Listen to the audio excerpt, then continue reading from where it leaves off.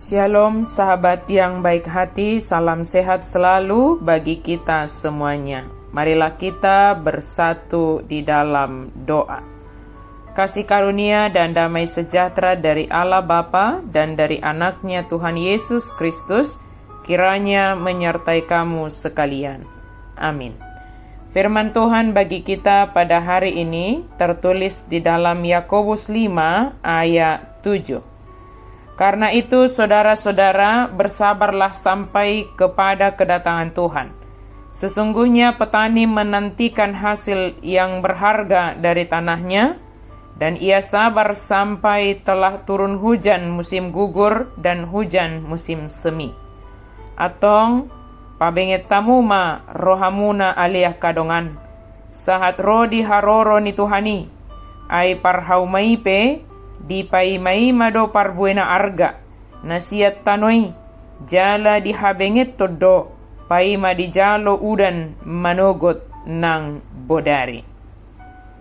Bersabarlah sampai kepada kedatangan Tuhan. Ke-12 suku Israel yang ada di diaspora adalah penerima surat Yakobus ini. Kristen atau pengikut Kristus merupakan identitas mereka.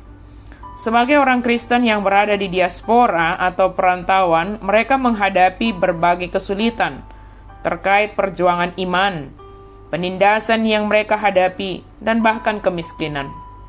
Pesan Yakobus dalam menghadapi berbagai keadaan ini sebagai orang Kristen adalah kesabaran dan ketekunan, bekerja keras, dan tiada kata menyerah.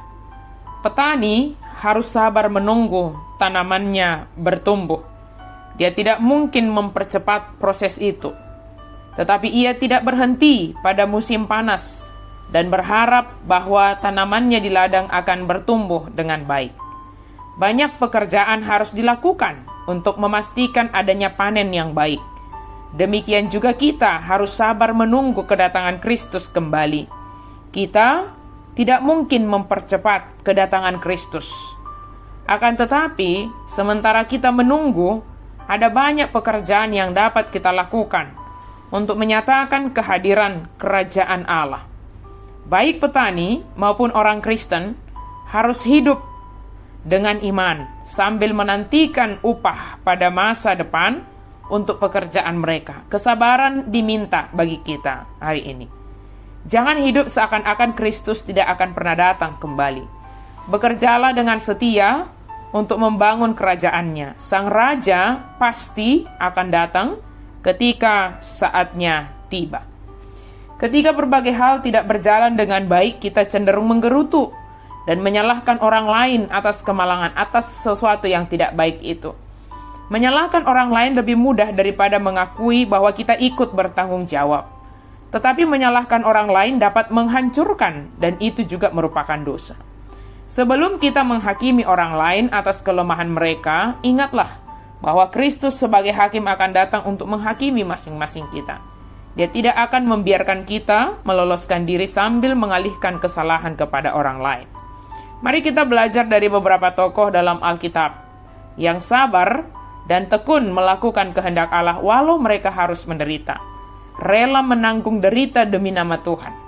Tidak merubah pesan Tuhan karena penderitaan. Sabar menuntun umat untuk setia kepada Tuhan. Contohnya misalnya Ayub. Dia hidup setia kepada Tuhan saat hidup dalam kelimpahan. Hidup setia kepada Tuhan saat hidup menderita dan miskin. Bahkan sakit penyakit menimpanya. Kesetiaannya tidak tergoyahkan, tidak terpengaruh oleh apapun, tidak bisa dipengaruhi, termasuk oleh istrinya, sahabat-sahabatnya juga. Kesetiaan Ayub kepada Tuhan walau dalam penderitaan, dan mau mengampuni kesalahan dari sahabat-sahabatnya, bahkan memohon pengampunan dari Tuhan bagi sahabat-sahabatnya, yang pada akhirnya dapat kita baca di dalam kitab Ayub itu, bagian yang terakhir, bagaimana Allah memberikan segala yang terbaik bagi Ayub. Tuhan menyediakan kemenangan baginya. Kesetiaan dan ketekunan kita melakukan kehendak Allah tentunya tidak berorientasi pada upah di dunia ini. Namun yang lebih penting adalah upah yang akan kita terima untuk selama-lamanya. Saudara yang diberkati Tuhan, marilah kita tunjukkan identitas kita sebagai orang Kristen, orang yang percaya kepada Yesus Kristus. Tantangan dan kesulitan yang berkepanjangan, yang seolah-olah tiada akhir, tidak boleh memengaruhi keteguhan iman kita kepada Yesus Kristus. Biarlah kehendak Tuhan menjadi prioritas dalam bersikap, berpikir, dan bertindak. Habengeton, kesabaran, dan ketekunan menjadi kata kunci ketahanan dalam menghadapi penderitaan karena kebenaran di dalam Kristus. Kesabaran, habengeton, tidak menuntun kita menjadi Kristen yang pasrah pada keadaan, tetapi proaktif berbuat, berusaha, bekerja keras dengan penuh pengharapan kepada Yesus Kristus, sebagaimana digambarkan ayat firman Tuhan kita hari ini, seperti seorang petani. Seorang petani tidak pasrah berserah, tetapi dia terus-menerus proaktif, berbuat, berusaha, bekerja keras untuk menghasilkan yang terbaik di dalam pengharapan bahwa Tuhanlah yang memberi hasil dari apa yang dikerjakan. Amin. Mari kita berdoa. Terima kasih Tuhan untuk firman-Mu. Proses kami, bentuk kami untuk menjadi lebih sabar lagi di dalam menanti Engkau ya Tuhan. Dalam penantian itu kami terus bekerja, berusaha, melakukan apa yang Engkau perintahkan di dalam pengharapan kepadamu ya Yesus Kristus. Dalam nama Yesus kami berdoa dan bersyukur. Amin.